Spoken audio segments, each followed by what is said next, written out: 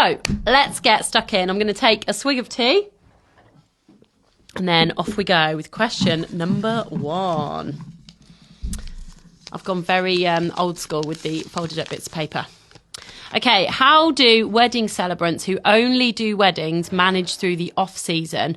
What does winter look like? Oh, this is a great question, because actually, although weddings do happen all year round, yes, they are very seasonal, especially if, like myself, I'm based around the Cotswolds. I cover Warwickshire and the Cotswolds and the West Midlands. So a lot of my ceremonies are outside in Cotswolds Country Gardens. So, of course, they're going to be in the summer. So this is a really great question. So actually, although the actual weddings themselves are happening throughout the summer, the work for those weddings happens in the winter. So summer weddings are actually created in winter because if you think about it, the wedding is kind of the finish line. We've spent all the time working hard before the wedding, and the wedding is actually the final bit that we get to go and, you know, actually deliver that ceremony. So I would say managing through the off season, in the quieter season, you tend to be using that time to be writing your scripts, to be meeting with your couples, to be getting them ready, to be able to, you know, get their ceremony script written. But also in that off season, you'll find that that's when the wedding fairs take place.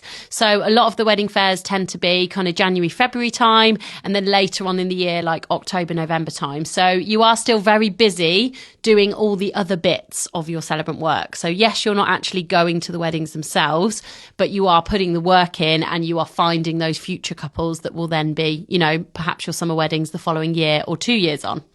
Now, financially, how do they manage? This is something that I learnt along my journey as a celebrant, that I wanted to change the way that I take payments from my couples to be able to make it a little bit more evenly spread. So what used to happen is I would take a booking fee and then I would take the final balance. So a lot of that was obviously the booking fee at the start, but then the majority of the fee for the ceremony was taken just before the ceremony itself. So actually what I've done now is I split those payments into 3, which means that then I'll get a booking fee, I'll take another payment halfway through, and then I'll take the final payment before the ceremony. And that way it means that I'm spreading that fee across the year. So it means it's not all going to land at once in the summer. But actually, it's just practice, making sure that if you are getting, you know, those payments for those ceremonies that are in the winter, making sure that financially you're putting some money aside. Perhaps you put it all in one account and then you pay yourself monthly. That's how I do it now. But it's just kind of a bit of trial and error and working out how it works for you so that financially that money that you make in the summer when you're very busy can actually tie you through the quieter season. So yes, that's a very long-winded answer, but I hope that helped.